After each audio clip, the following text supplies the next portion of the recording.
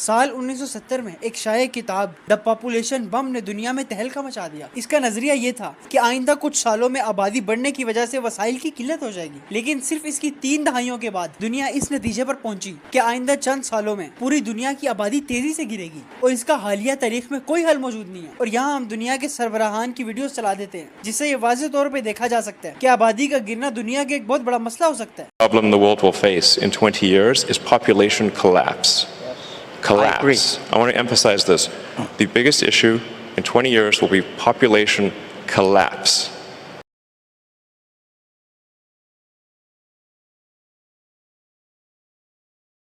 So let me say very simply, I want more babies in the United States of America. Thankfully, some countries do have their heads screwed on, and one of those seems to be Hungary. The Hungarian President Viktor Orban has announced an income tax exemption for mothers of 2 and 3 children and said he would cap interest rates on housing loans at 5%. Now, they're heading into this national election, but I personally think there's a lot of merit in these ideas. Let's check it out. We are launching the largest tax cut in Europe, and indeed the entire Western world. With this, we are opening a new chapter in the history of the Hungarian economy. We are creating the world's first family-centred economy. Mothers with 1 child will be exempt from income tax until the age of 30, while mothers with 2 or more children will never pay income tax again. Even by the modest standards, this is a global sensation. Mi viene una preoccupazione vera. Almeno qui in Italia. I have a concern. The demographic winter is a real worry, at least here in Italy. It seems that a lot of people have lost the wish to have children. Lots of couples prefer to remain childless or to have 1 child only. Think about this. It is a tragedy. If you're a young person here and you say, boy, what do I want to do for my life? Honestly, you should get married as young as possible and have as many kids as possible. Period. Reject the siren song of modernity. Now, some parents are probably, I don't like that, they should basically, they should go get a job first. You're wrong. I'm sorry. Honestly. We are on the verge of a population collapse in this country. Every day I receive emails from young women filled with regret in their late 30s. And they say, Charlie, I'm sobbing as I write this email because what you talk about on the show is exactly right. I have a couple college degrees. I have a great job and almost no debt. But I was told, to forego having a family. But now I'm looking around and I have a lot of cats and no kids. Honestly, where did we go wrong where we think that your bank account balance means more than passing down to the next generation? Where did we go wrong, everybody? Figures are not encouraging. In 2022, births dropped to a new historic low below 400,000, with the country recording more than 12 deaths for every 7 births. Meloni's right-wing government created the Ministry for Families and Birth Rate. Cutting sales taxes on baby care products and raising child benefits are some of the proposals the new cabinet included in its 2023 budget. Experts warn that in order to reverse the trend, the goal is to reach 500,000 newborns every year by the end of 2033. اور ان سب کے پیچھے وجہ کیا ہے؟ ایک برطانوی pod caster نے بڑے اچھی طرح اس کو سمجھایا. I can't remember the numbers exactly, but South Korea, you'll know, has the lowest fertility rate in the world. For every 100 South Koreans, there will be 4 great-grandchildren. Right. There's never been a plague that has knocked out that many people. The 96% extinction rate over the next 100 years. It's incredible. Of Koreans. Yeah. Remembering that we shut down the entire world for something that kills 1 to 2% of people. Yeah. It's crazy. Yeah. It's the most incredible evolutionary bottleneck that we're going through. اس video میں اس نے یہ بتایا ہے کہ کیسے 4 دہائیوں کے اندر ساؤتھ کوریا کی آبادی 96% ختم ہو جائے گی. اور آج کی اس ڈاکومنٹری میں ہم 4 موضوعات کو ڈسکس کریں گے. پہلے حصے میں ہم یہ دیکھیں گے کہ کس طرح دنیا کے ترقی یافتہ ممالک کی آبادی تیزی سے گر رہی ہے, اور دوسرے حصے میں ہم یہ دیکھیں گے کہ اربوں ڈالر خرچ کرنے کے بعد بھی وہ ممالک ان کو بڑھانے میں ناکام ہیں. اور تیسرے حصے میں ہم یہ ڈسکس کریں گے کہ فیملی پلاننگ کے نتیجے میں مرد اور عورت کے تناسب میں کیا بگاڑ پیدا ہوتا ہے. اور چوتھے حصے میں ہم یہ ڈسکس کریں گے کہ پاکستان اس پر کیا پالیسیاں بنا رہا ہے اور میڈیا کا اس پر کیا کردار ہے. آئیں اس دلچسپ سفر کا آغاز کرتے ہیں اور دیکھتے ہیں کہ ویکیپیڈیا کا آفیشیل ڈیٹا اس بارے میں کیا کہتا ہے. دنیا کی آبادی کو جانچنے کا جو سب سے بڑا پیمانہ ہے وہ ہے ٹوٹل فرٹیلٹی ریٹ، کہ جو ایک عورت اپنی ساری عمر میں ایوریج بچے پیدا کرتی ہے. آئیں اس ایوریج کو سمجھنے کی کوشش کرتے ہیں. مثال کے طور پہ کسی معاشرے کی خواتین کا حساب لگاتے ہیں. ایک خاتون کے ہاں 5 بچے ہیں، دوسری خاتون کے ہاں 1 بچہ ہے اور تیسری خاتون کے ہاں کوئی بچہ نہیں ہے، تو مجموعی طور پر ان کے 6 بچے ہو جائیں گے. اس لحاظ سے اس معاشرے کا ٹوٹل فرٹیلٹی ریٹ 2% بنے گا. وہ اس لیے کیونکہ ایک عورت کے حصے میں 2 بچے آ رہے ہیں. اسی طرح اگر 10 خواتین کے 19 بچے ہوں تو ان کا ٹوٹل فرٹیلٹی ریٹ 1.9 ہوگا، جیسا کہ انڈیا میں ہے. اور اس کو سمجھنا بھی بہت ضروری ہے کہ ریپلیسمنٹ ریٹ کیا ہے. ریپلیسمنٹ ریٹ کا عالمی معیار 2.1 ہے. اس کا مطلب یہ ہے کہ آبادی کو طویل مدت تک مستحکم رکھنے کے لیے ہر عورت پر 2.1% بچے پیدا کرنا ضروری ہے. اس کی سادہ سی منطق ہے، ایک مرد اور ایک عورت مل کے ایک جوڑا بنتے ہیں اور جب وہ دنیا سے رخصت ہو جاتے ہیں تو ان کی جگہ لینے کے لیے کم سے کم 2 بچوں کا ہونا ضروری ہے. اور اوپر کا 0.1% بچپن میں ہونے والی حادثات، بیماریاں اور اموات کی وجہ سے جو نقصان ہوتا ہے اس کو پورا کرتا ہے. ٹوٹل فرٹیلیٹی ریٹ ایک ٹرم ہے جس کا مطلب ہے کہ ایک عورت اپنی ریپروڈکٹیو ایج میں ایوریجلی کتنے بچوں کو جنم دیتی ہے. تو for example globally total fertility rate جیسے ہم دیکھ سکتے ہیں تو اس کا ایک نمبر ہوتا ہے 2.1 جس کو ہم ریپلیسمنٹ لیول کہتے ہیں، کہ اگر ایوریجلی ایک عورت 2.1 چلڈرن کو برتھ دیتی ہے تو آپ کی پاپولیشن لیولز جو ہیں وہ جس لیول پر بھی ہے وہ سسٹین کر جائے گی. تو مطلب نہ ہی آپ کی پاپولیشن گرے گی نہ ہی وہ زیادہ بڑھے گی. اور یہ جو نمبر ہے 2.1 یہ گلوبلی ایکسیپٹ کیا جاتا ہے. اس نمبر میں یہ بھی دیکھا جاتا ہے کہ بہت سارے بچے جو جنم کے بعد ان نیچرل ڈیتھ بھی مر جاتے ہیں ان کو انکلوڈ کر کے اس نمبر پر آیا گیا. اگر کسی ملک کا TFR 2.1 سے کم ہے تو اس کا واضح طور پہ مطلب یہ بنتا ہے کہ اس کی آبادی مستقبل میں گرے گی، اور اگر 2.1 سے زیادہ ہے تو اس کی آبادی مستقبل میں بڑھے گی. اب بہت سے لوگوں کے ذہن میں یہ خیال آئے گا 2.1% سے TFR گرنے کے بعد فوراً آبادی کیوں کم نہیں ہوتی؟ دراصل عورت کے بچہ پیدا کرنے کی عمر 49 سال تک ختم ہو جاتی ہے، جبکہ موت اکثر 70 سے 80 سال کی عمر میں ہوتی ہے. اسی لیے آبادی کی کمی آنے میں اضافی 30 سال لگتے ہیں تقریباً. آج جس ملک کا TFR 2.1 سے کم ہے جس طرح انڈیا، اس کا آج 1.9 ہے، تو تقریباً 30 سال کے بعد اس کی آبادی گرنا شروع ہو جائے گی. اور جن کا 30 سال پہلے TFR 2.1 سے گر چکا ہے جیسے چائنا، رشیا اور جاپان، ان کا TFR 30 سال پہلے 2.1 سے نیچے آ چکا تھا اور اب آج ان کی آبادی گرنا شروع ہو چکی ہے. ہم ویکیپیڈیا جو کہ دنیا کی ایک معتبر ویب سائٹ ہے، اس سے ہم آپ کو تمام بڑے ممالک کا TFR بتاتے ہیں اور اس کا لنک ہم ڈسکرپشن میں ڈال دیں گے. اگر آپ خود چیک کرنا چاہیں تو اس لنک کے ذریعے بآسانی پہنچ سکتے ہیں. اس میں سب سے پہلے ہم بر اعظم افریقہ کا ذکر کرتے ہیں. یہ واحد بر اعظم ہے جس کا TFR 2.1 سے زیادہ ہے. اس کا TFR ہے 4.2، یعنی ایک عورت ایوریج وہاں پہ 4 سے زیادہ بچے پیدا کر رہی ہے. اس کا مطلب ہے کہ اس کی آبادی مستقبل میں بڑھتی رہے گی. آئیں اب ان بر اعظم کا ذکر کرتے ہیں جن کی آبادی 2.1 سے کم ہے. بر اعظم یورپ کا کافی عرصے سے TFR 2.1 سے کم ہے اور اب اس کی آبادی بھی کم ہونا شروع ہو گئی ہے. یورپ میں 2025 کے اندر 35 لاکھ پیدائش ہوئی جبکہ اموات 48 لاکھ ہوئی ہیں، یعنی کہ اموات پیدائش سے بھی زیادہ ہوئی ہیں. اس کا واضح طور پہ مطلب بنتا ہے کہ سالانہ ان کی پورے بر اعظم کی آبادی گر رہی ہے. اور اب ہم یورپ کے ممالک کی طرف چلتے ہیں اور یہ سارا ڈیٹا ویکیپیڈیا کا ہے. روس 1.4، رشیا 1.4، جرمنی 1.46، فرانس 1.6، برطانیہ 1.54، اٹلی 1.20، اسپین 1.21، یوکرین صرف 1، یعنی کہ یوکرین میں ہر عورت صرف ایک بچہ پیدا کر رہی ہے. نیدرلینڈ 1.44. اور اب ہم بر اعظم ایشیا کی طرف جاتے ہیں. پورے ایشیا کا TFR 1.98 ہے جو کہ 2.1 سے تھوڑا کم ہے. انڈیا 1.96، چائنا صرف 1، یعنی چائنا کے اندر بھی ہر عورت صرف ایک بچہ پیدا کر رہی ہے. جاپان 1.23 اور دنیا کا سب سے کم TFR والا ملک ساؤتھ کوریا 0.07، یعنی وہاں پر ہر عورت ایک بچہ بھی پیدا نہیں کر رہی. فلپائن 1.8، ملیشیا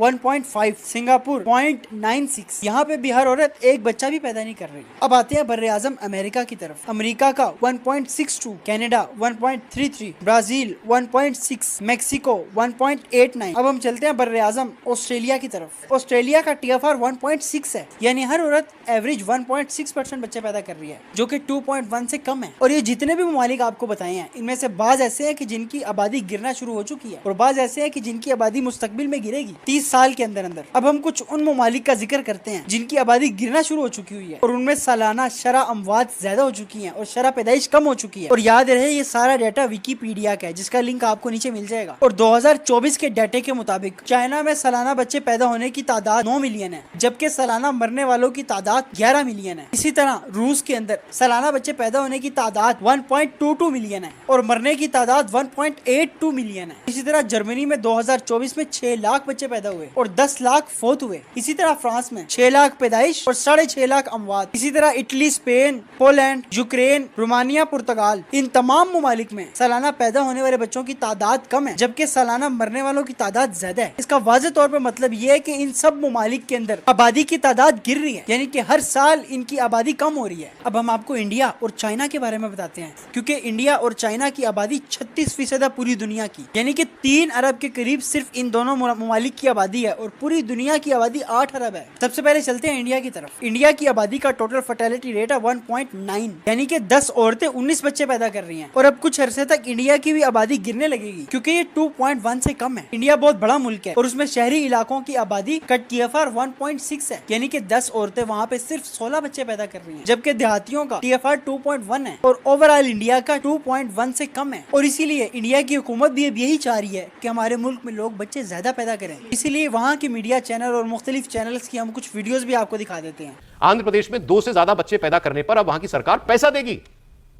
راجیہ میں جو بھی پریوار تیسرا بچہ پیدا کرے گا اس کو 30,000 روپے دیا جائے گا. اگر آپ چوتھا بچہ پیدا کریں گے تو اور زیادہ 40,000 روپے لیجیے. اب چلتے ہیں چائنا کی طرف. چائنا آبادی کے حساب سے دنیا کا سب سے بڑا ملک رہا ہے. 2022 کے بعد ہر سال اس کی آبادی میں کمی ہونا شروع ہو گئی ہے. جیسا کہ آپ کو پہلے بتایا تھا کہ اس کا TFR کافی پہلے سے 2.1 سے نیچے آ چکا تھا اور اسی وجہ سے اب ہر سال اس کی آبادی میں کمی ہوتی جا رہی ہے. اور چائنا کی بھی آپ کو کچھ ویڈیوز دکھا دیتے ہیں. In order for any population to stay the same size in the long run, each couple needs to have, on average, 2.1 children. This is called the replacement rate. The idea is that one child replaces one parent, and that 0.1 makes up for children who die before they become adults. But China has had a fertility rate that's far below 2 for over 3 decades. To bring that up, in 2016, China finally ended the one-child policy. And after briefly trying out a 3-child policy, in 2021, they finally let families have as many children as they'd like. But it hasn't worked. One big reason is the unique family structure produced by the one-child policy. We're looking at what's called a 4-to-1 family structure with a couple having 4 parents above them and one child below. Most countries have diverse family structures, some with 3 kids, others with none. But with China's 4-to-1 model, millions of only children are under increasing pressure to care for their aging parents and elderly grandparents. And this can make having multiple children even harder, especially as the cost of living keeps rising.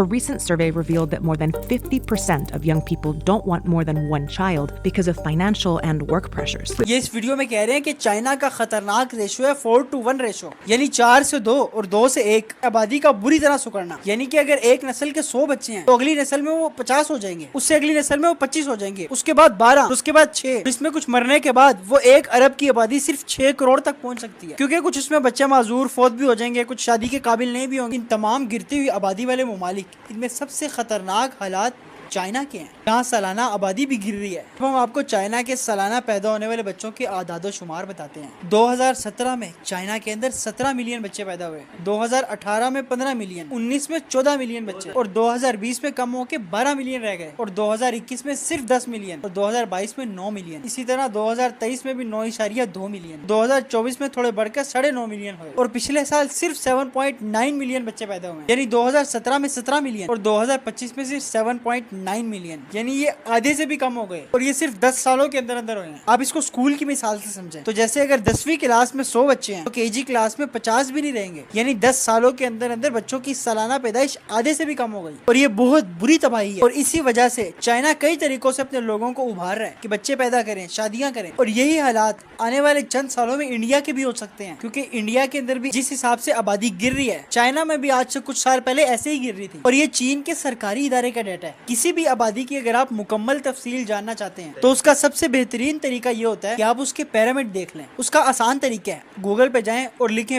Pyramid of Pakistan یا pyramid of Indonesia. جس کا pyramid نیچے سے چوڑا ہوگا اور اوپر سے پتلا ہوگا اس کا واضح طور پہ مطلب بنتا ہے کہ نوجوان زیادہ ہیں اور بوڑھے کم ہیں. جیسا کہ آپ پاکستان کا دیکھ سکتے ہیں، نائجیریا کا دیکھ سکتے ہیں، افریقہ کا دیکھ سکتے ہیں. یہ نیچے سے چوڑا ہے اور اوپر سے پتلا ہے، اس کا مطلب بوڑھے کم ہیں اور نوجوان زیادہ ہو رہے ہیں. پیرامڈ میں سب سے نیچے کم عمر کے نوجوانوں کو رکھا جاتا ہے जाता है, 4-4 साल के फर्क से बढ़ाया जा रहा है। और अब इन कुछ ममालिक का पिरामिड्स देखें। चाइना का इसका पिरामिड ऊपर से बड़ा है और नीचे से छोटा है, यानी कि बूढ़े ज्यादा हैं और नौजवान कम हो रहे हैं। इसी तरह इंडिया का भी देख लें, अब आखिर से नीचे से सुकड़ने लग गया है। इसी तरह रशिया का, और वो तमाम ममालिक जिनकी आबादी कम हो रही है उनका पिरामिड नीचे से सुकड़ता जा रहा है। इसका वाज़ेह तौर पे मतलब ये है कि उनके यहाँ बच्चे कम पैदा हो रहे हैं और आबादी कमी की तरफ जा रही है। अब हमने आपको जो डॉक्यूमेंट्री के 4 पॉइंट्स बताए थे, उनमें से एक पॉइंट कि दुनिया की आबादी तेजी से गिर रही है, वो पॉइंट मुकम्मल हो चुका है। अब हम चलते हैं दूसरे पॉइंट की तरफ, और दूसरे हिस्से में हम ये डिस्कस करेंगे कि अगर आबादी एक दफा गिर जाए तो उसको दोबारा रिप्लेसमेंट रेट तक लाना नामुमकिन क्यों है। दुनिया के तमाम बड़े ममालिक अपने मुल्क में TFR को दोबारा 2.1 तक बढ़ाने की कोशिशें कर रहे हैं और इस पे अरबों डॉलर खर्च कर रहे हैं, लेकिन एक भी मुल्क अभी तक दोबारा इसको बढ़ाकर 2.1 तक लाने में कामयाब नहीं हो सका। चाइना ने 1 चाइल्ड पॉलिसी खत्म की और अब ज्यादा बच्चे पैदा करने पर मुराद दे रहा है, पैसे दे रहा है।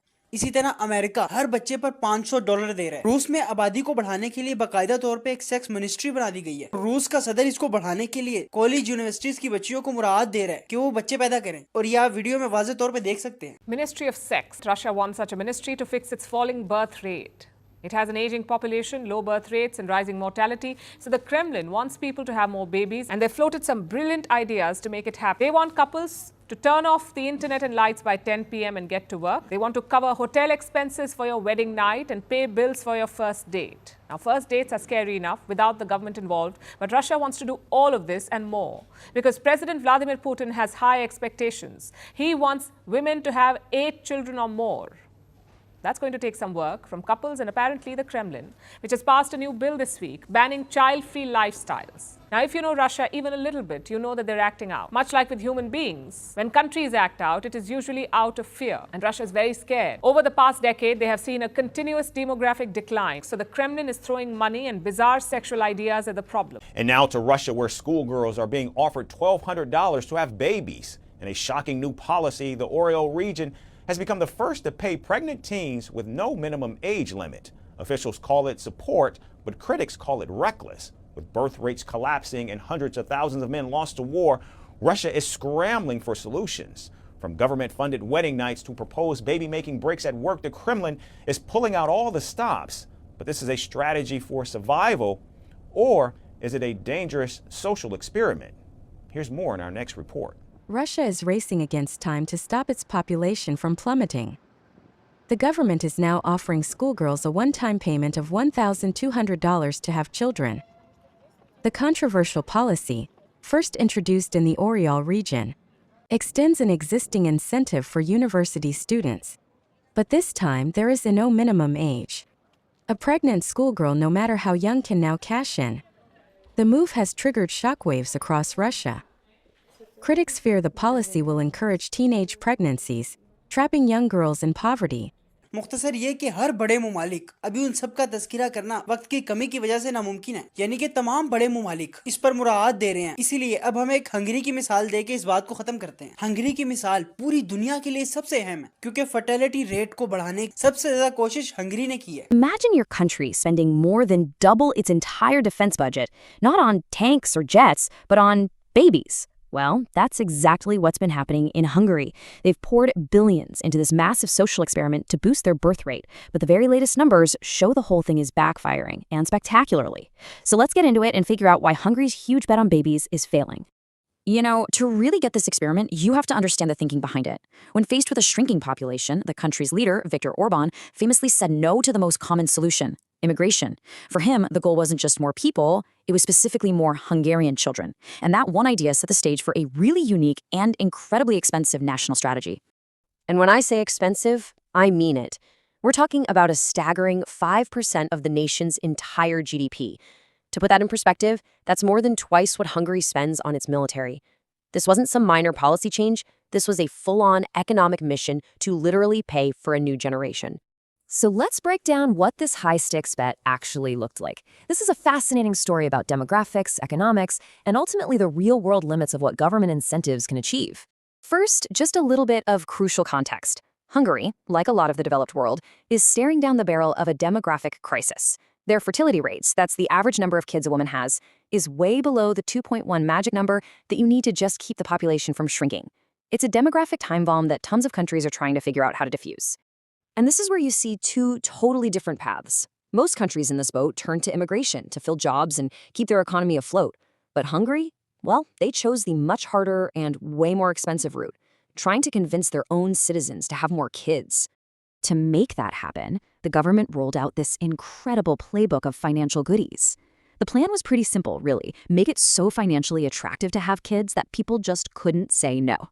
And boy, they did not hold back. We're talking about a whole suite of over 30 different benefits. There are these huge interest-free loans that get forgiven the more kids you have, big subsidies to buy a house, and get this, a lifetime exemption from income tax for any mother with 4 or more children. Now, the real centerpiece of the whole strategy is something called the baby waiting loan.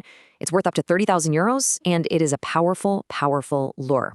A young couple gets this huge, interest-free loan, and with each child they have, a big chunk of that debt just gets wiped away. It's about as direct as a cash for babies incentive can get. And for a while, it honestly looked like this multi-billion-euro bet was actually working. But as we're about to see, that initial success story has taken a really sharp and pretty unexpected turn. The whole experiment is now unraveling before our eyes. If you look at the timeline, you can see why they were so optimistic at first. After the policies kicked in, marriage rates literally doubled. The fertility rate started climbing steadily, going from a historic low of 1.23 all the way up to 1.56 by 2021. It seriously looked like a miracle. The money, it seemed, was working. But after that peak, well, the reversal has been absolutely dramatic. The rate has plummeted back down to 1.36. That's a 10-year low. They're not just stalling, they are going backwards, moving even further away from that crucial 2.1 replacement rate. In fact, a recent month saw the lowest number of births ever recorded. And that really brings us to the core question here. How do you throw an unprecedented amount of money at a problem, see it start to work, and then have it all fall apart? What went wrong? Why did the plan fail? Well, the answer lies in all the unintended consequences and some really powerful economic forces that were basically working against the government's plan the entire time. Let's break down exactly why this thing fell apart. According to analysts, it really boils down to 3 main reasons. First, the benefits were almost perfectly designed to help wealthier families, not everyone. Second, the policy didn't really create new babies. It just changed the timing. And third, the whole project just got steamrolled by a brutal economic crisis. Hungary Europe का एक मुल्क है जिसकी आबादी 10 million है। 2011 में Hungary ने दूसरे ममालिक के बरक्स इमिग्रेशन से अपनी आबादी को पूरा करने की बजाय अपना TFR बढ़ाने पर कोशिश की और इस पर अरबों डॉलर खर्च किए, हत्ता कि हर साल अपनी GDP का 5% अमाउंट इस पर खर्च कर दिया। GDP का 5% बहुत बड़ी मिकदार है। इसकी मिसाल हम पाकिस्तान के हिसाब से आपको देते हैं। पाकिस्तान का GDP तकरीबन 400 अरब डॉलर है। 5% तकरीबन 20 अरब डॉलर बनते हैं। ये किसी भी मुल्क के हिसाब से एक बहुत बड़ी अमाउंट है। किसी भी मुल्क की GDP से मुराद वो खर्चा है जो सारा साल उसकी आवाम करती है। हंगरी ने 3000 पाउंड नौजवानों को कर्ज दिया और ये ऑफर रखी कि जो 3 बच्चे पैदा करेगा उसका कर्ज माफ कर दिया जाएगा। इस तरह के बेशुमार इकदाम चलाए। इसका नतीजा क्या निकला? ये हैरान कुन था पूरी दुनिया के लिए। इसका TFR जो 2011 में 1.23 था वो 2021 तक बढ़ता रहा और 1.5 तक पहुंच गया। यानी 10 औरतें जो एवरेज 12 बच्चे पैदा कर रही थी वो 15 तक पहुंच गई और पूरी तरक्की याफ्ता दुनिया में एक बहुत कामयाबी के तौर पर इसको सराहा गया। लेकिन 2022 के डाटा ने सब ख्वाब चकनाचूर कर दिए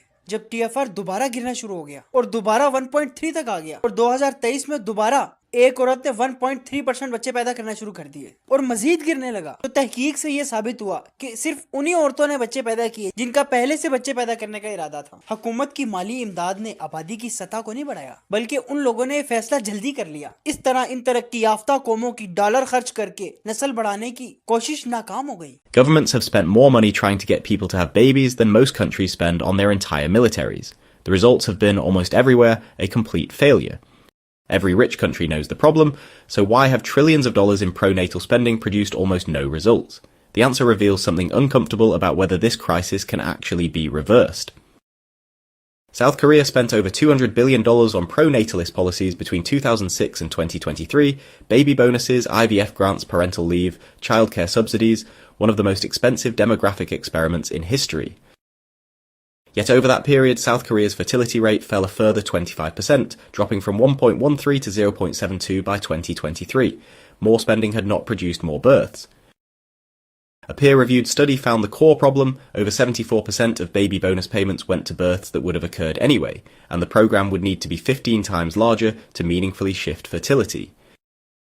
Hungary went further, up to 6.2% of GDP in annual family benefits, zero interest loans, housing grants, debt forgiveness, and tax exemption for mothers of 2 or more children.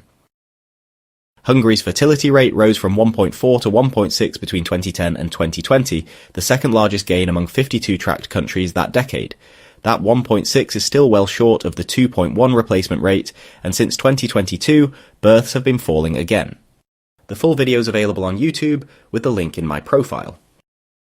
यही हाल बाकी तमाम ममालिक का भी है। अब इंडिया भी जिसका TFR 1.9 है, वो भी 30 और 40 हजार रुपए दे के ज्यादा बच्चों को प्रमोट कर रहे हैं, जैसा कि आप इंडिया के न्यूज चैनल में देख भी सकते हैं। और इसकी नाकामी की एक दूसरी दलील भी देखते हैं कि क्यों अगर TFR गिर जाए तो दोबारा रिप्लेसमेंट रेट तक नहीं आ सकता। इसके लिए अब हम यूरोप की मिसाल लेते हैं। पूरे यूरोप में जिन औरतों का कोई बच्चा नहीं, उनकी तादाद 25% है, और जिनका एक बच्चा है उनकी तादाद 15% है, और जिनके 2 बच्चे हैं उनकी तादाद 40% है, और जिनके 3 बच्चे हैं उनकी तादाद सिर्फ 12% है, और जिनके 4 बच्चे हैं उनकी तादाद सिर्फ 8% है। अब TFR को दोबारा ऊपर लाने के लिए जितनी औरतें 0 बच्चे पैदा कर रही हैं, तो उतनी ही औरतों को 4 बच्चे पैदा करने पड़ेंगे, और जितनी 1 बच्चा पैदा कर रही हैं उतनी को 3 बच्चे पैदा करने पड़ेंगे, ताकि ये रेशो बराबर रह सके, जो कि बिल्कुल नामुमकिन है, क्योंकि 25% का मुकाबला 8% से है, 12% का मुकाबला 15% से है। अगर 12 का और 15 का बराबर हो भी जाए तो क्या ये मुमकिन है कि यूरोप की 25% औरतें 4-4 बच्चे पैदा करने लग जाएं? जिसने उनको देखा है, जानता है, उसको ये बात मालूम होगी कि ये नामुमकिन है। अब इन 25% की तरफ आते हैं जो एक बच्चा भी पैदा नहीं कर रहे। इनमें कुछ तो भांज है जिनमें ये सलाहियत ही नहीं, और कुछ ऐसी हैं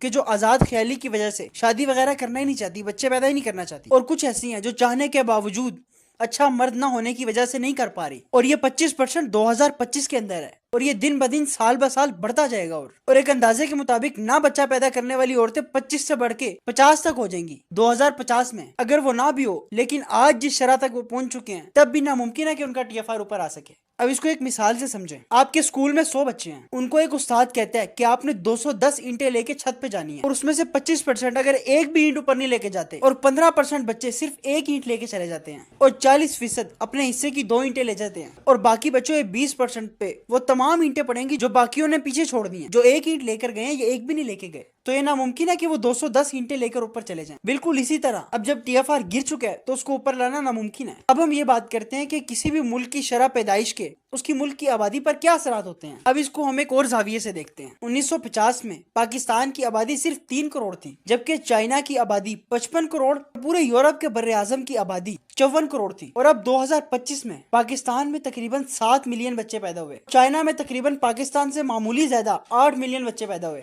और यूरोप में सिर्फ 3.5 मिलियन बच्चे पैदा हुए। यानी कि वो यूरोप जिसकी आबादी 1950 में पाकिस्तान से 10 गुना से भी ज्यादा थी, आज वो हमसे कम बच्चे पैदा कर रहे हैं। इसका मतलब ये है कि आने वाले दौर में पूरे यूरोप की आबादी पाकिस्तान से कम होगी, और आने वाले 50 सालों में चाइना के नौजवानों की तादाद पाकिस्तान की जितनी हो जाएगी। इतना बड़ा फर्क पड़ता है इससे। तो यहाँ हमारा दूसरा हिस्सा मुकम्मल होता है कि कैसे जिन मुल्कों का TFR 2.1 से नीचे आ चुका है वो दोबारा ऊपर नहीं जा सकता। अब तीसरे हिस्से में हम उन ममालिक की बात करेंगे जिन्होंने खानदानी मनसूबाबंदी, फैमिली प्लानिंग के तहत आबादी को कंट्रोल करने की कोशिश की है, तो उनका मर्द और खवातीन का तनासुब किस तरह बिगड़ा है। अब हम उन ममालिक की तरफ चलते हैं जिन्होंने खानदानी मनसूबाबंदी, फैमिली प्लानिंग पर जोर दिया। सबसे बड़ा मुल्क जिसने 35 साल तक 1 चाइल्ड पॉलिसी लगाई रखी वो है चाइना, और सबसे ज्यादा मर्द और खवातीन के तनासुब में बिगाड़ भी उधर ही आया है, क्योंकि उनको इजाजत ही सिर्फ एक बच्चा पैदा करने की थी। तो एक बच्चा तो हर किसी को बेटा चाहिए होता है, और अगर बेटी हो जाए तो वो मार देते थे। यही वजह थी कि एक वक्त उन पे ऐसा आया कि उनके मर्द और औरतों का तनासुब 119 लड़के बिलमुकाबिल 100 लड़कियां हो गई।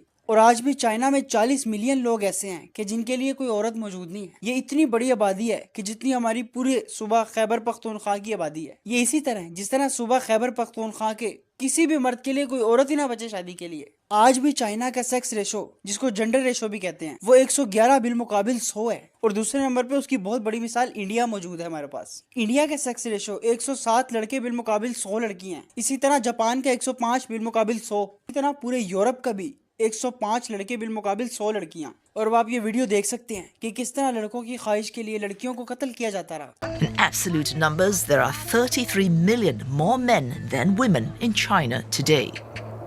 The gender imbalance in China is most severe in rural farmlands, as women in these villages travel out to cities in search of husbands. And that has led to the emergence of, quote, bachelor villages across the country. In Xishan, a city in Shanxi province, for example, impatient parents like 68-year-old Xing Gengshan commonly engage matchmakers to find the right life partners for their sons. In a village where men and women typically marry aged around 20, Sing's 32-year-old son is considered too old to be single.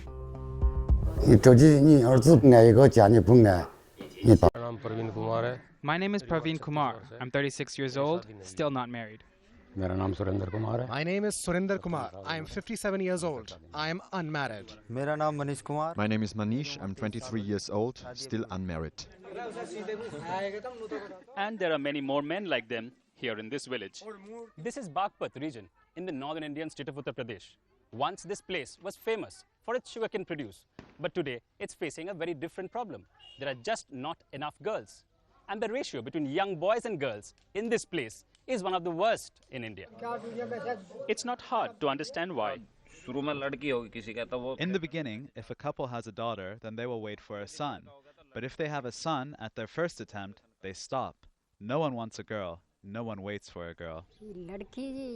Here people resort to ultrasound and abortion. That's why there are so few girls. Sex-selective abortion is illegal in India, yet it still happens a lot.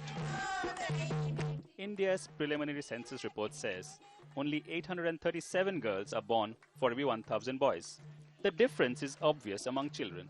Young girls like Kalpana stand out among boys her age. Kalpana is lucky. Her family is proud of her. I want her to study, later get a job, maybe a doctor, and then get her married. Bharatiya Samaj के सामने इस समय एक बहुत बड़ी चुनौती खड़ी है, जिसमें कि जनसंख्या में घटती हुई लड़कियों की संख्या, क्योंकि बहुत बड़ी संख्या में लोग अब जाते हैं और जानकारी हासिल करते हैं तमाम तरह की मेडिकल टेक्नोलॉजी के इस्तेमाल के ज़रिए कि गर्भ में भ्रूण कन्या का है या पुत्र है, और अगर कन्या का भ्रूण है तो लोग जाकर के उसका अबॉर्शन करवा लेते हैं। टेक्नोलॉजी का मिसयूज़ किया जा रहा है, क्योंकि अब अल्ट्रासाउंड है, एम्नियोसेंटेसिस है, तो लोग पहले ही पता लगा लेते हैं कि क्या बच्चे का सेक्स है और उसे वो पहले ही मारने की कोशिश कर देते हैं। एम्नियोसेंटेसिस जो है ये टेक्नोलॉजी इसलिए की जाती है, ये सेकेंड ट्राइमेस्टर में यूज़ करते हैं और इससे हम ये पता लगाते हैं कि कोई फीटस में क्रोमोसोमल एबनॉर्मैलिटीज़ या कोई और जीन डिफेक्ट्स तो नहीं है, इसलिए इसे हम ये नहीं कह सकते कि इंट्रोड्यूस करना गलत था। सेक्स सिलेक्शन से संबंधित तकनीकों का लड़कियों के अंकों में गिरावट से सीधा संबंध है। प्रीनेटल अल्ट्रासाउंड फैसिलिटीज के कारण लड़कियों की मृत्यु दर में बढ़ावट का सिलसिला जारी है, जो कि इंडिया में सन 1971 से लीगल है और तब से ही इस टेक्नोलॉजी का दुरुपयोग जारी है। जैसा कि आप इस वीडियो में देख चुके हैं कि लड़के की लालच में मां के पेट में ही लड़की को कत्ल कर दिया जाता था। 2003 में इंडिया का सेक्स रेशो 113 की बुलंद तरीन सतह पे पहुंचा, यानी कि हर 100 लड़कियों के मुकाबले में 112 लड़के, यानी कि लाखों लड़कियों को मां के पेट में कत्ल किया गया। यही वजह थी कि इंडिया, चाइना और बाकी भी तमाम ममालिक ने अल्ट्रासाउंड के जरिए पहले जेंडर बताने पर पाबंदी लगा दी। इससे अगरचे इंडिया और चाइना में थोड़ी बेहतरी आई, इंडिया का जो 113 की बुलंद तरीन सतह पे था वो कम होकर 107 पर आ गया। इसी तरह चाइना का जो 119 पर था वो कम होकर 111 तक आ गया। इसके बावजूद कि इतनी सख्त पाबंदी है हुकूमत की तरफ से, अब भी वो जेंडर रेशो मर्द और खवातीन के तनासुब को बराबर नहीं कर पाए, क्योंकि एक बार जो अवाम के जहन में चीज बैठ जाती है वो फिर नहीं निकलती। और अब भी गैर कानूनी तरीके से हुकूमत से छुप के पसे पर्दा वो काम किया जा रहा है। और ये दो ममालिक हमने सिर्फ मिसाल के लिए बताए हैं, बाकी तमाम ममालिक का भी यही हाल है। अब हम बात करते हैं पाकिस्तान की। तो इसी वजह से पाकिस्तान के अंदर भी चूंकि फैमिली प्लानिंग आ रही है, यहाँ पर भी पाबंदी होनी चाहिए कि पैदाइश से पहले जेंडर नहीं पता चलेगा। अगरचे ये इस्लामी मुल्क है, लेकिन उसके बावजूद अगर 1000 में से 2 बंदे भी ये काम कर रहे हैं तो फिर भी इस पर पाबंदी होनी चाहिए। जैसा कि हम दीगर कवानीन उन ममालिक से लेते हैं, तो ये कानून भी उनसे लेना चाहिए, क्योंकि दुनिया की अक्सरियत ममालिक ने इस पर पाबंदी लगा दी है, इसलिए पाकिस्तान में भी होनी चाहिए। इंडिया और चीन में पैदाइश से पहले अल्ट्रासाउंड के जरिए बच्चे की जिन्स बताने पर पाबंदी है। क्या ये पाकिस्तान में भी ऐसी पाबंदी होनी चाहिए? बिल्कुल होनी चाहिए, क्योंकि कुछ बड़े बेगैरत किस्म के लोग होते हैं, अगर उनको पता चल जाए कि बेटी है तो ज़ाया करा देते हैं। पाकिस्तान में तो ऐसा बहुत कम है, लेकिन जब से फैमिली प्लानिंग वालों ने ये मुहिम चलाई है ना, 2 बच्चे ही अच्छे, तो फिर हर एक को लड़का तो चाहिए। जिसके एक लड़का एक लड़की हो जाए वो तो रोक देते हैं, जिसके नहीं हो तो पता चल रहा है कि एक लड़की हुई, फिर दूसरी, फिर तीसरी, फिर चौथी, तो वो गिरा देते हैं, बच्ची को कत्ल कर देते हैं। इससे पता चलता है कि जो फैमिली प्लानिंग और बर्थ कंट्रोल की दुनिया में जो तहरीकें हैं, ये खुद नेचर से बगावत हैं। इसकी वजह से करोड़ों लड़कियों को माँ के पेट में कत्ल किया गया है। इसलिए इस्लाम सुपीरियर है भाई। हमारे नबी सल्लल्लाहु अलैहि वसल्लम ने हुक्म दिया, ऐसी औरत से निकाह करो जो तुम्हें कसरत से बच्चे दे, औलाद दे तुम्हें। इसलिए उठाकर फेंक दो बाहर गली में, नई तहजीब के अंडे हैं गंदे। पूरी दुनिया में जो फर्टिलिटी रेट है वो गिर रहा है। دنیا پریشان ہو گئی ہے اور ہمارے ملکوں میں اب یہ لوگ پیسہ دے دے کے ہمیں کم کرنے کی کوشش کر رہے ہیں اور ہمارے حکمران دم ہلا رہے ہیں ان کے سامنے, دیکھ نہیں رہے کہ یہ جو گروتھ ریشو جو بچے برتھ کنٹرول کے ان ملکوں میں کتنے سنگین نتائج کا ان کو سامنا کرنا پڑ رہا ہے.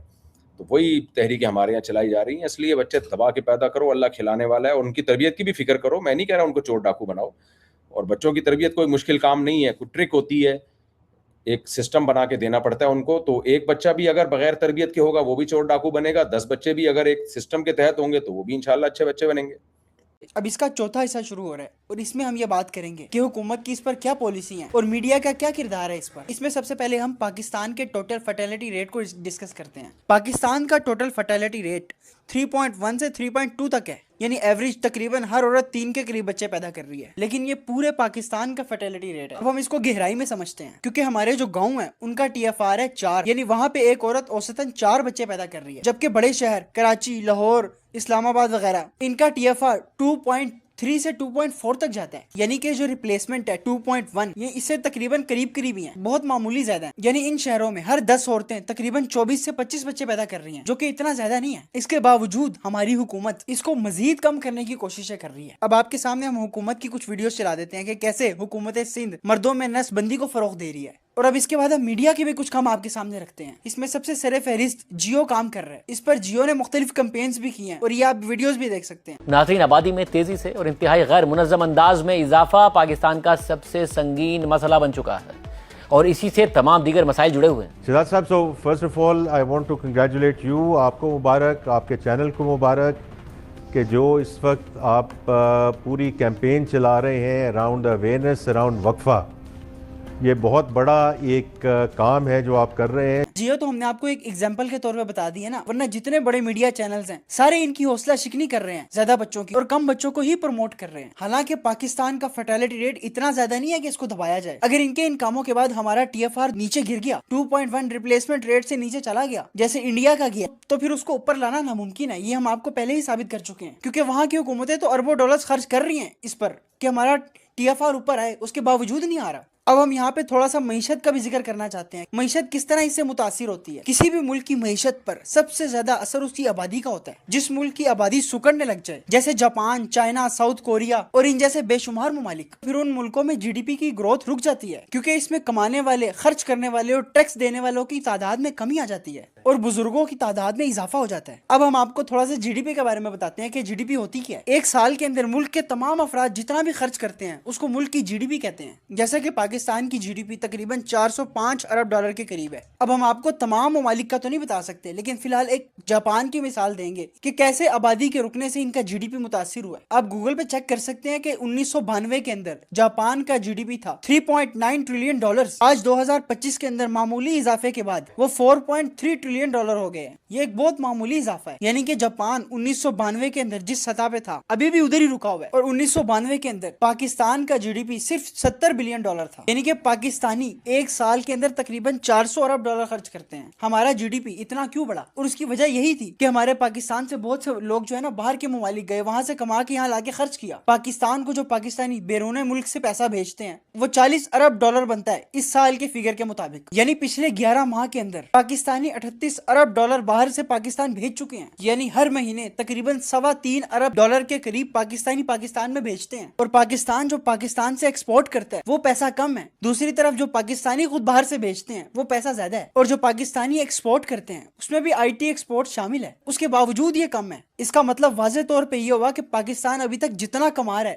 وہ اسی وجہ سے کما رہا ہے کہ پاکستان کے افراد بہت زیادہ ہیں. مئی 2026 کے اندر پاکستانیوں نے تقریباً 4.25 ارب ڈالر بھیجے ہیں, اور اس کی وجہ یہی ہے کہ پاکستانی باہر جا کے کما رہے ہیں اور اپنے ملک میں پیسہ بھیج رہے ہیں, اور وہی پیسہ پاکستان میں سرکولیٹ کر رہا ہے, مختلف لوگوں کو روزگار دے رہا ہے. اور اسی وجہ سے 2001 سے لے کے اب تک ہمارے ملک کتنا اوپر گیا ہے یہ ہم آپ کو ہمارے سابقہ وزیر خزانہ مفتاح اسماعیل صاحب کی ایک پوسٹ جس میں انہوں نے ایک گراف شائع کیا ہے उससे आपको दिखा देते हैं। इस चार्ट में आप वाज़ेह तौर पे देख सकते हैं कि कैसे गुर्बत में कमी आई है पाकिस्तान के अंदर। हालांकि उस वक्त पाकिस्तान की आबादी सिर्फ 14 करोड़ थी और अब 25-26 करोड़ आबादी है। अब जितने भी लोग पाकिस्तानियों को वीजे दे के बुला रहे हैं, वो इस वजह से नहीं बुला रहे हैं उनको पाकिस्तानियों से बड़ी मोहब्बत है, बल्कि उनकी मजबूरी है। वो इस वजह से बुला रहे हैं कि उनकी आबादी खत्म हो चुकी है, उनके यहाँ काम करने वाले नहीं है, जैसे कनाडा, अमेरिका वगैरह। तो इसलिए बैरून मुल्क से लोगों को बुला रहे हैं कि हमारे यहाँ के काम करें, और फिर जाहिर सी बात है कि फिर उनका पैसा भी बहुत सारा मुल्क से निकल के दूसरी तरफ जाता है। अब हम अपना 5वां पार्ट शुरू करेंगे, जिसके बारे में आपको शुरू में बताया तो नहीं था, लेकिन ये भी बहुत इंपॉर्टेंट पार्ट है हमारा। इस पार्ट में हम ये देखेंगे कि इस्लामिक पॉइंट ऑफ व्यू क्या है इस बारे में, कसरत औलाद की इस्लाम कितनी तरगीब देता है। बड़े बड़े माहिरीन जो आज रिसर्च करके बता रहे हैं कि बच्चे ज्यादा होने चाहिए, दूसरी तरफ इस्लाम 1400 साल पहले ही ये बता चुके हैं। तो इसमें सबसे पहले ये जानिए कि पूरी दुनिया के पॉपुलेशन ट्रेंड्स पर नजर रखने वाले मशहूर global research institute प्यू research centre के एक मुस्तनद डाटे के मुताबिक अगर दुनिया की मौजूदा मजहबी आबादी का अंदाजा लगाया जाए तो साल 2020 की रिपोर्ट के मुताबिक ईसाइयों की आबादी दुनिया में तकरीबन 2.3 अरब थी, जो कि कुल आलमी आबादी का 28.8% बनती है, जबकि मुसलमानों की आबादी तकरीबन 2.0 अरब थी, जो कुल आबादी का 25.6% बनती है। लेकिन अगर मौजूदा बर्थ रेट इसी तरह जारी रहा तो यही प्यू रिसर्च सेंटर ये हैरत अंगेज फिगर्स पेश करता है कि साल 2050 तक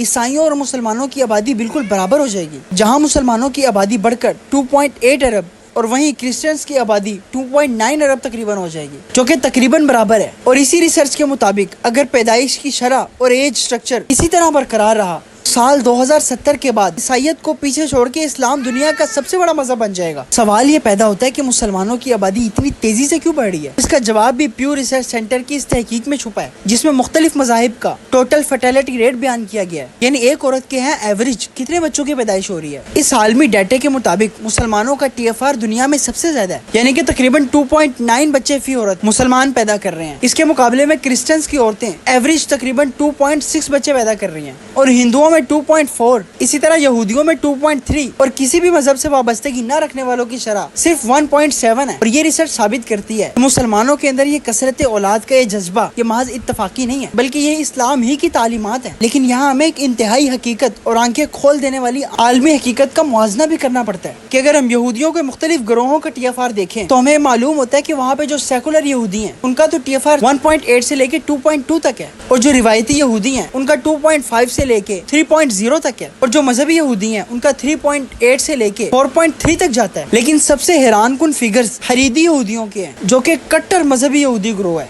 और इनका TFR दुनिया के अंदर सबसे बुलंद है, यानी 6.4 से लेके 6.8 तक जाता है। ये कट्टर मजहबी यहूदी दुनिया के फैमिली प्लानिंग के झांसे में नहीं आते, बल्कि ये अपने बच्चे ज्यादा पैदा करते हैं। और मुसलमानों में भी देखते हैं कि जो मुसलमान खुद को ज्यादा मजहबी कहते हैं उनका TFR महज 3.0 से लेके 4.0 तक जाता है, यानी उनके यहाँ एवरेज एक औरत 3 से 4 बच्चे पैदा कर रही है। और जो सेकुलर मुसलमान है उनका तो बहुत गिर चुका है। तो हमें ये सबक हासिल करना चाहिए यहूदियों से कि वो इन बातिल नजरियात से मुतासिर नहीं होते कि 2 बच्चे ही अच्छे और फैमिली प्लानिंग, बल्कि उनका TFR 6 से 7 तक फी औरत जाता है। तो आइए अब चलते हैं कि इस्लाम ने इस बारे में क्या तरगीब दी है, इस्लाम की क्या तालीमात है इस बारे में। अल्लाह रब्बुल इज्जत कुरान मजीद में फरमाते हैं, निसाउकुम हर्सुल लकुम फअतू हर्सकुम अन्ना शिअतुम, यानी तुम्हारी बीवियां तुम्हारी खेतियां हैं। और मुफस्सिरीन इस आयत की तशरीह में लिखते हैं कि खेती का असल मकसद ही गल्ला, फल और प्रोडक्शन हासिल करना होता है, और इस्लाम में भी मियाँ बीवी के ताल्लुक का असल मकसद ही बच्चों की पैदावार है। महज आर्जी लज्जत हासिल करना तो इसका सेकेंडरी पहलू है। एक और जगह भी अल्लाह रब्बुल इज्जत फरमाते हैं, फल आना बाशिरूहुन्ना वब्तगू मा कतबल्लाहु लकुम, यानी तुम उनसे मुबासरत करो और जो कुछ अल्लाह रब्बुल इज्जत ने तुम्हारे लिए लिख दिया है उसको तलाश करो। मुफस्सिरीन के मुताबिक यहाँ जो कुछ अल्लाह रब्बुल इज्जत ने तुम्हारे लिए लिख दिया है उससे मुराद औलाद है। अगर इसके बाद हम अहादीस मुबारका की तरफ जाएं तो इस मौजू पे हमें बहुत ही मशहूर एक हदीस मिलती है, जिसके रावी हजरत मुअक्कल बिन यसार रज़ी अल्लाह तआला अन्हु हैं। वो फरमाते हैं कि एक शख्स आप सल्लल्लाहु अलैहि वसल्लम की खिदमत में हाजिर हुआ और अर्ज किया कि मुझे एक ऐसी औरत का रिश्ता मुयस्सर आया है कि जो बहुत ही अच्छे खानदान से है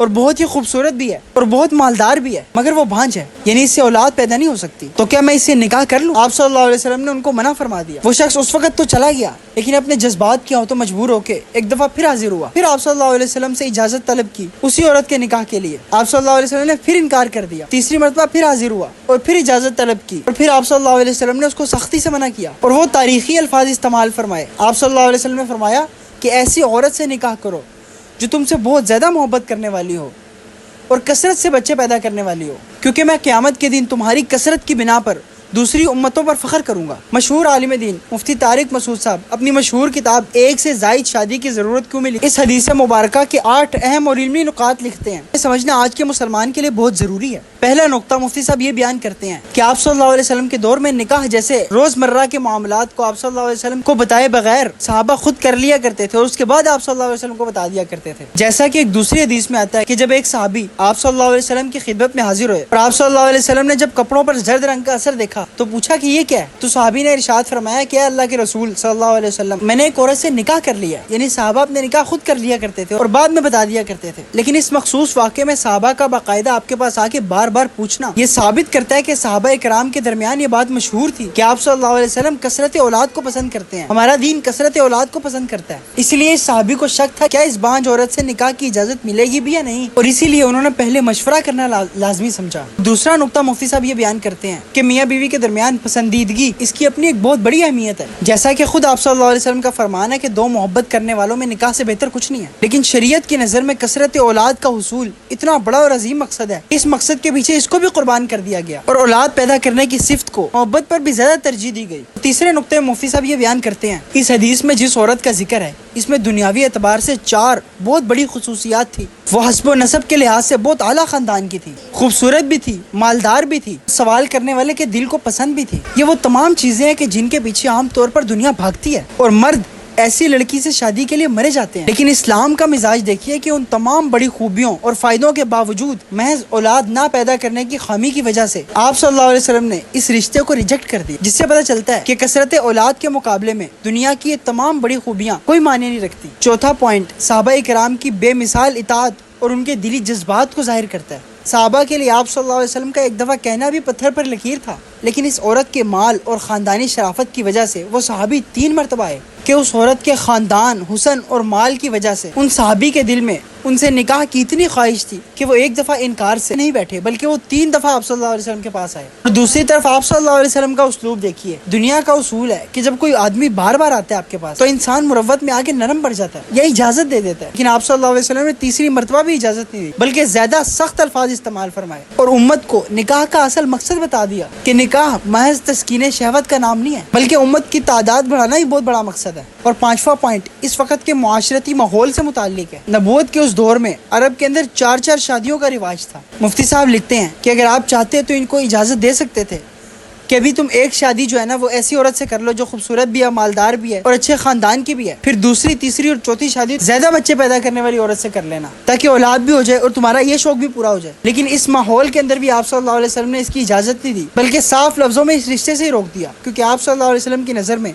زیادہ بچے پیدا کرنے کی ویلیو, اہمیت بہت زیادہ تھی. چھٹا نقطہ اس پروپیگنڈے کا منہ توڑ جواب ہے جو آج کے دور میں خوبصورتی اور سٹیٹس کو لے کے کیا جاتا ہے. مفتی صاحب لکھتے ہیں کہ محض بچے جننے والی عورتیں تو دنیا میں عام مل جاتی ہیں, لیکن اگر کوئی عورت اتنی خوبصورت بھی ہو, مالدار بھی ہو اور اچھے خاندان سے بھی ہو مگر بانجھ ہو تو آج کا مادی معاشرہ اس کے حسن اور بینک بیلنس کو دیکھ کے اس کے پیچھے بھاگتے ہیں. لیکن اللہ کے نبی نے امت کا مائنڈ سیٹ ہی بدل دیا پکڑ کے. لیکن جو عورت غریب یا عام سے بھی ہو لیکن وہ زیادہ بچے پیدا کرنے کی صلاحیت رکھتی ہو اور شوہر سے محبت کرنے والی ہو تو اس کا رشتہ ملنا گویا دنیا کی سب سے بڑی لوٹری لگنے کے برابر ہے, کیونکہ وہ نبی صلی اللہ علیہ وسلم کے فخر کا باعث بنے گی. اور 7واں پوائنٹ آپ صلی اللہ علیہ وسلم کے پختہ اسلوب اور تربیت پر روشنی ڈالتا ہے. آپ صلی اللہ علیہ وسلم نے تیسری دفعہ بھی اپنے موقف میں ذرا بھی لچک نہیں دکھائی بلکہ مزید تاکید کے ساتھ فرمایا تزوج الودود الولود کہ محبت کرنے والی اور زیادہ بچے جننے والی سے نکاح کرو, جس سے ایک چیز تو طے ہو گئی, فیملی پلاننگ اور اس جیسے جتنے بھی نظریات ہیں وہ اسلام کی بنیادی روح کے خلاف ہیں. 8واں اور آخری پوائنٹ مفتی صاحب یہ بیان کرتے ہیں کسی بھی عورت کا بانجھ ہونا کوئی گناہ, جرم یا کوئی عیب نہیں ہے اور اہل علم کا ہمیشہ سے اس پہ اجماع رہا ہے کہ ایسی عورت سے نکاح کرنا اور اس کا گھر بسانا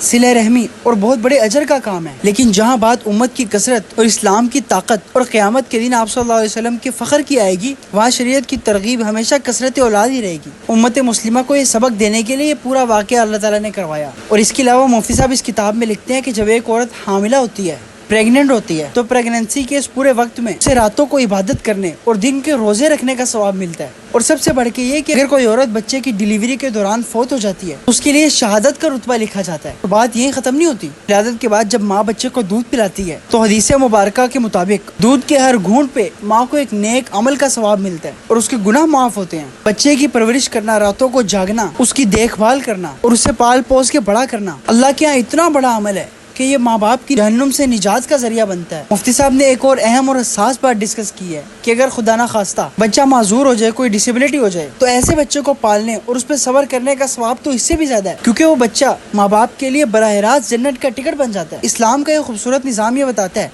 कि बच्चा पैदा करना महज एक जिस्मानी तकलीफ नहीं है, बल्कि दुनिया और आखिरत में बुलंदी दराजात का एक बहुत बड़ा पैकेज है। अब इसके बाद आइए हम सहाबा किराम के कुछ वाक़यात को डिस्कस करते हैं। उम्मुल मोमिनीन हज़रत हफ्सा रज़ी अल्लाह तआला अन्हा का एक वाक़या मिलता है कि उन्होंने अपने भाई हज़रत अब्दुल्ला बिन उमर रज़ी अल्लाह तआला अन्हु को ये नसीहत की। फरमाया कि तुम निकाह करो और कसरत औलाद की कोशिश करो, क्योंकि अगर तुम्हारे यहाँ औलाद हुई और वो बचपन में फौत हो गई तो तुम्हारे लिए आखिरत में शिफात का जरिया बनेगी, और अगर वो जिंदा रहें तो तुम्हारे पीछे तुम्हारे लिए दुआए खैर करने वाले बनेंगे। हजरत इब्ने उमर ने पहले तो कहा कि मैं मजीद निकाह नहीं करूंगा, मगर इस नसीहत को सुनने के बाद उन्होंने इस बात को कबूल फरमा लिया। इसके अलावा हजरत उमर रज़ी अल्लाह अन्हु का भी एक कौल है कि जिसमें हजरत उमर ने फरमाया कि अल्लाह की कसम बाज़ औक़ात मुझे निकाह में और बीवी से जमा में कोई रग़बत नहीं होती, लेकिन मैं सिर्फ और सिर्फ इस उम्मीद पर और नियत पर अपनी ख्वाहिश के बगैर भी जमा करता हूँ कि अल्लाह रब्बुल इज़्ज़त मेरे जरिए ऐसी कसीर औलाद पैदा फरमाए जो दुनिया में आए और अल्लाह की तस्बीह बयान करे, और क़यामत के दिन आप सल्लल्लाहु अलैहि वसल्लम मेरी इस कसरत औलाद की वजह से फ़ख्र फरमा सकें। हज़रत उमर का एक और मशहूर कौल है, हज़रत उमर ने फरमाया औलाद को कसरत से तलब किया करो, क्योंकि तुम्हें नहीं मालूम